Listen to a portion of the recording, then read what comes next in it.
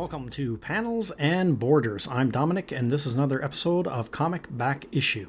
And we're continuing our series with part 5 of Tales of the Jedi, Dark Lords of the Sith. And just want to talk about the cover here. I really like this cover. It's not my favorite out of the 6, but it's a pretty good one, pretty powerful cover. It really shows off the character of Nomi Sunrider.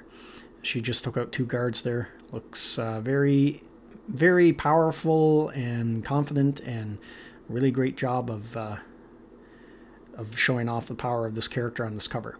So right away from this cover, you know this is a Jedi that you are not to mess with. And I really like the city in the background. Really great, another beautifully painted cover for this series. And Star Wars Tales of the Jedi, Dark Lords of the Sith. With Tom Veitch and Kevin J. Anderson script, Chris Gossett pencils, Jordi Ensign inks, Willie Schubert lettering, Pamela Rambeau colors, and Hugh Fleming cover art. So art team hasn't changed, still the same. Sith Secrets, and we have the classic crawl through space, which basically just recaps what happened in the previous comics. So the story starts off with Ulic has been captured by the Krath, and he's down beneath the city of Sinagar, and he's been captured. And he is being tortured by Satal. And here we see Ulic being tortured by a torture droid.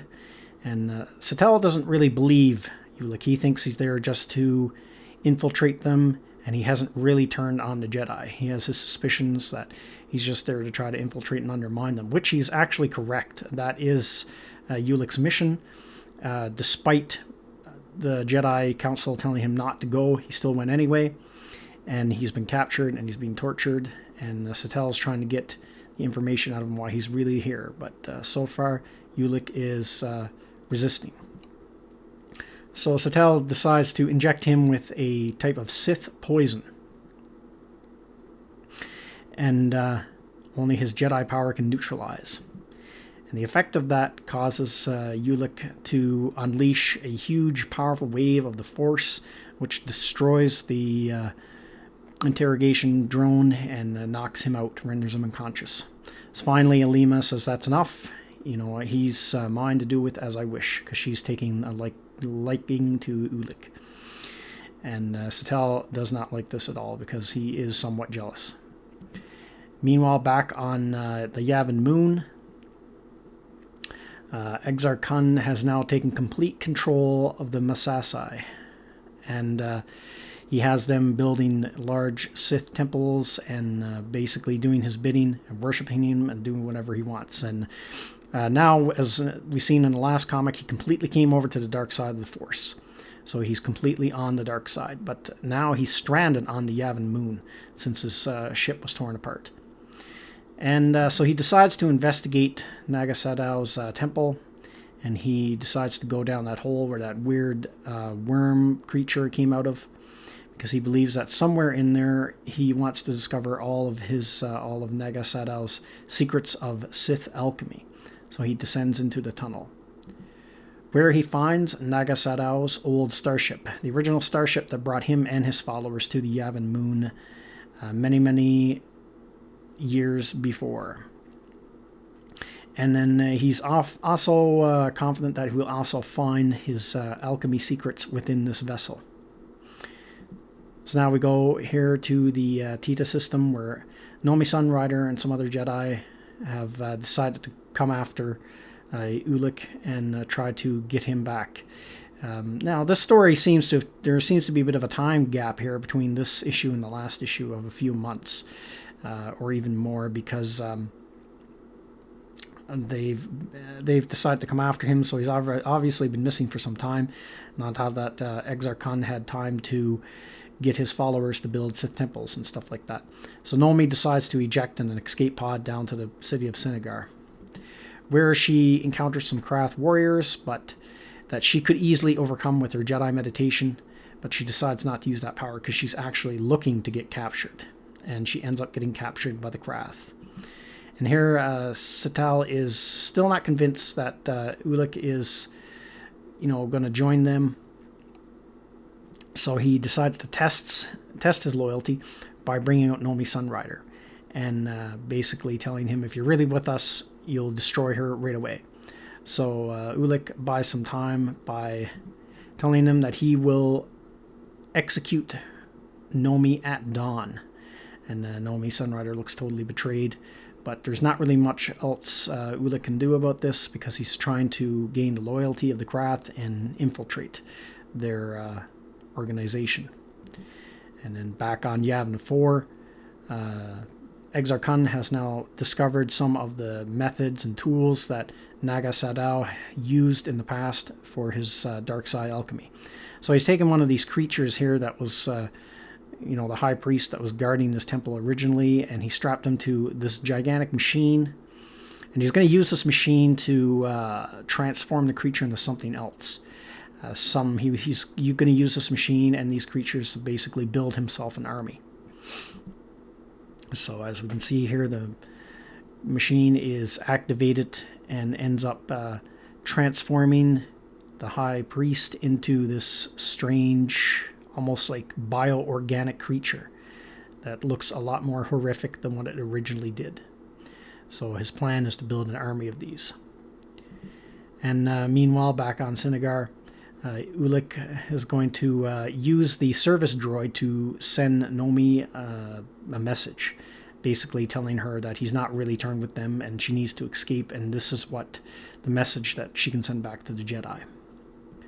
However, Satel is extremely suspicious and encounters the droid and replays back the message and realizes that he was right all along, that Ulic is a spy and he's there to infiltrate their organization. So he destroys the droid in anger and then tells his assassin to go kill Ulic Queldroma.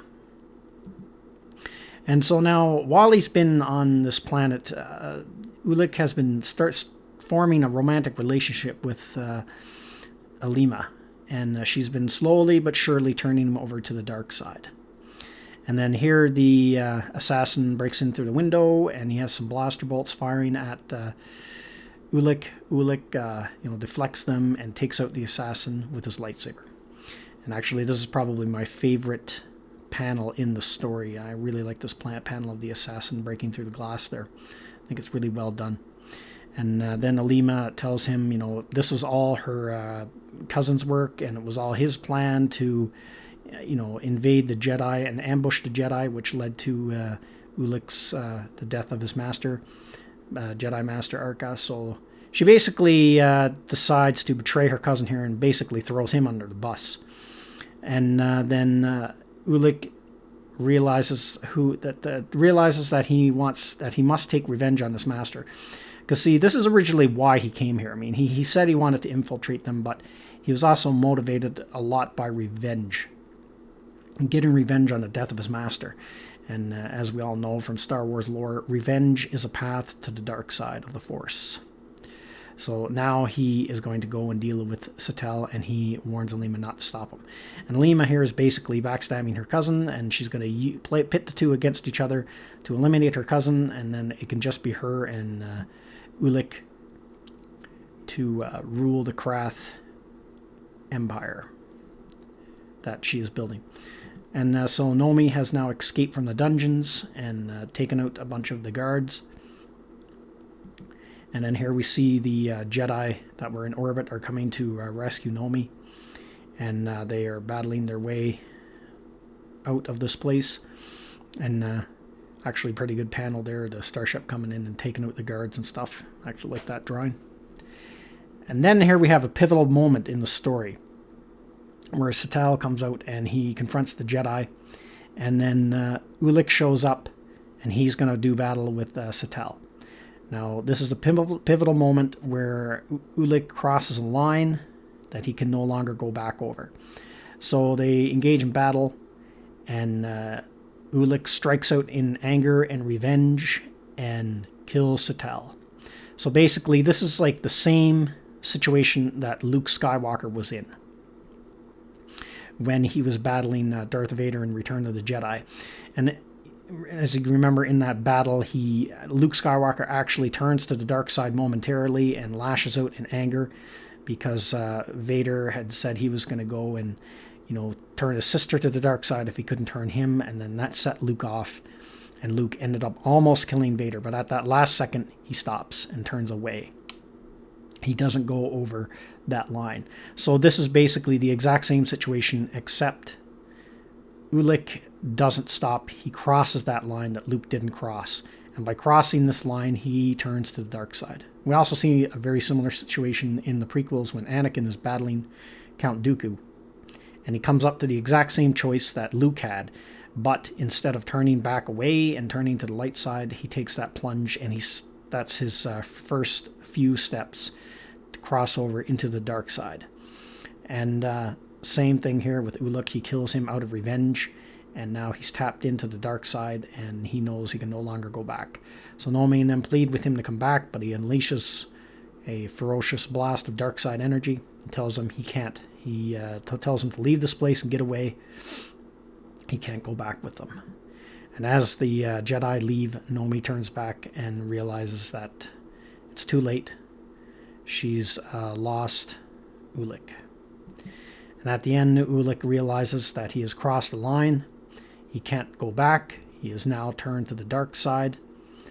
And he has now basically become what all his masters warned him would happen has now happened, and he's turned to the dark side of the Force.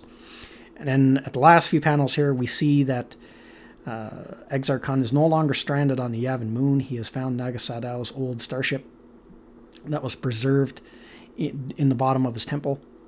And now he's going to go to find the followers of Friedan Nad, the ones that Friedan Nad reached out to before his Force ghost was destroyed by Exar Kun. And as we all know, that was Satal and Alima.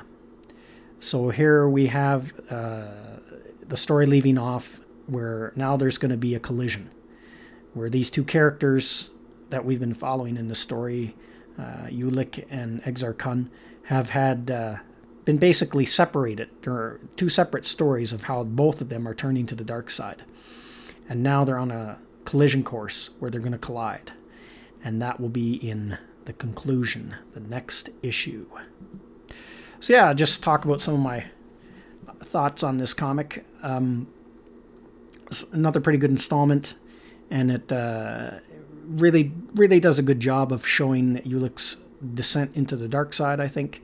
And I like how it mirrors Luke Skywalker's battle with Darth Vader, where Luke almost turned to the dark side, but at the last second turned back. He stepped to the precipice but didn't change. He turned to the dark side.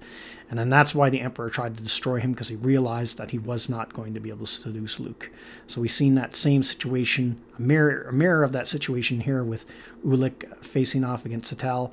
And he lashed out with vengeance and anger because Satal was the one responsible for his master's death, and in doing so, he struck down Satal out of anger, and that's the straw that broke the camel's back and plunged him into the dark side. And his fellow Jedi now realize that he's lost. So yeah, it's the artwork is not quite as strong as previous issues. This is actually the last issue that Chris Gossett drew for this series. They actually have a different artist for the final issue, and I'll talk about that in that episode.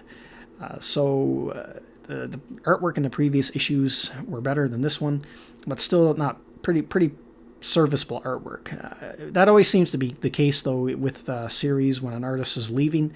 Usually his last issue, the artwork is kind of weak and kind of sucks. I don't know if they're just rushing and they want to get it over with and they don't give a shit anymore because it's their last issue and they're going on to another project, but that always found that to be the case. So that's everything I have to say about this comic. Let me know what you think of this comic in the comments section, what you think of the stories and the characters, and let me know your opinion on it. And if you like this video, subscribe to my channel, and give me a thumbs up, and I will see you at the next one.